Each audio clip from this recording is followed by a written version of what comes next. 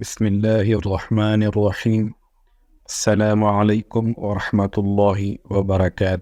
آج ہم جس واقعے کا ذکر کریں گے وہ ہے حضرت سلیمان علیہ السلام کی کرسی اور تخت۔ اس واقعے کو شروع کرنے سے پہلے اگر آپ نے اس چینل کو سبسکرائب نہیں کیا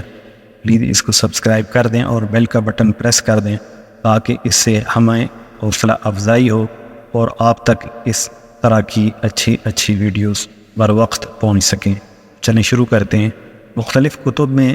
بیان کیا جاتا ہے کہ جب حضرت سلیمان علیہ السلام نے فیصلہ کے لیے جلوس کا ارادہ فرمایا تو شیاطین یعنی جناتوں کو حکم دیا کہ وہ ان کے لیے ایک نادر الوجود اور عمدہ کرسی تیار کریں جس کی صفت یہ ہو کہ جھوٹا مدعی یا گواہ اس کے دیکھنے سے تھرانے لگے۔ چنانچہ تعمیل ارشاد میں ہاتھی دانت کی ایک کرسی تیار کی گئی جس کو جواہرات، یاقوت، موتیوں اور زبرجد سے مزین کیا گیا تھا اور جواہرات سے انگور کے درخت بنا کر اس کو گھیر دیا گیا تھا۔ اس میں سونے کے 4 کھجور کے درخت ایسے تھے جن کی شاخیں چاندی کی بنائی گئی تھیں۔ ان میں سے 2 درختوں کی چوٹی پر 2 گدھ بنائے گئے تھے اور اس کرسی اور تخت کے دونوں گوشوں پر سونے کے 2 شیر تھے جن کے سروں پر سبز زمرد کے ستون نصب کیے گئے تھے۔ اس طرح شیاطین نے اس تخت کو ایسے سخت پتھر پر رکھا تھا جس کے نیچے سونے کا ایک شردہ بنا تھا جو اس تخت کو گھماتا تھا۔ چنانچہ حضرت سلیمان علیہ السلام اس کے نیچے کے درجے پر چڑھتے تھے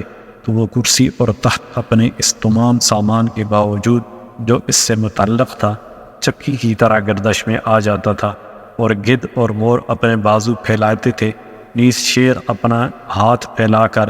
دموں کو زمین پر مارنے لگتے تھے، اور ہر درجہ میں صعود پر یہی کیفیت پیدا ہوتی رہتی تھی، یہاں تک کہ جب حضرت سلیمان علیہ السلام بالائی منزل پر پہنچتے تو دونوں گدھ مشک و عنبر تیزی کے ساتھ تاج ان کے سر پر رکھتے تھے، اور تخت پر جلوہ افروز ہونے کے بعد سونے کا کبوتر زبور پیش کرتا جس کو لوگوں کو سنایا کرتے تھے۔ ان کے دائیں جانب علماء بنی اسرائیل سونے کی کرسیوں پر بیٹھتے تھے اور بائیں جانب معزز جنات چاندی کی کرسیوں پر۔ اس طرح حضرت سلیمان علیہ السلام فیصلہ کے لیے جلوس فرماتے تھے، اور جب کسی معاملہ کی شہادت کے لیے گواہ آتے تو وہ کرسی مع اپنے سامان کے گردش میں آ جاتی تھی، اور شیر و گدھ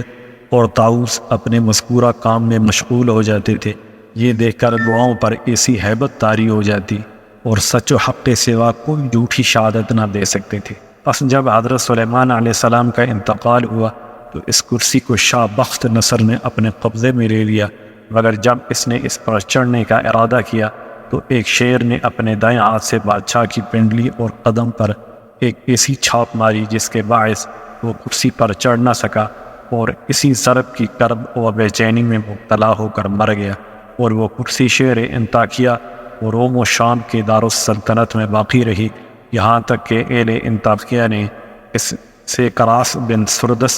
نے جنگ کی اور خلیفہ نے بخت نصر کو شکست دی۔ اس کے بعد کرسی بیت المقدس کی طرف لائی گئی اور کوئی بادشاہ اس کرسی کے چڑھنے پر قادر نہ ہو سکا۔ پھر اس کو صحرا بیت المقدس کے پیچھے رکھا گیا، جس کے بعد آج تک اس کی کوئی خبر یا اثر معلوم نہ ہو سکا کہ کہاں گئی اور کیا ہوا۔ اس حکایت سے حضرت سلیمان علیہ السلام کی کرسی کی وسعت، ہیبت اور دبدبہ اور انصاف کا پتہ چلتا ہے، اور اللہ کی ذات اور قدرت پر ایمان مضبوط ہوتا ہے کہ اس کی مخلوق میں اس قدر رعب و دبدبہ ہے تو خود خالق کس قدر قادر و مطلق اور رعب و دبدبے والا ہوگا۔ اللہ تعالی ہم سب کو اس واقعے سے سبق حاصل کر کے اللہ کی ذات پر یقین کامل کرنے کی توفیق عطا فرمائے، آمین۔ والسلام علیکم ورحمۃ اللہ وبرکاتہ۔